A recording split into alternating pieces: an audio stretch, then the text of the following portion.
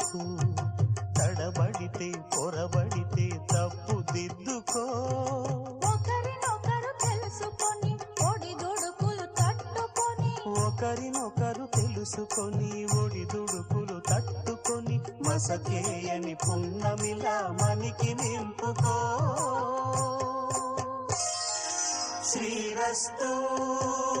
శుభమస్తు శ్రీరస్తు శుభమస్తు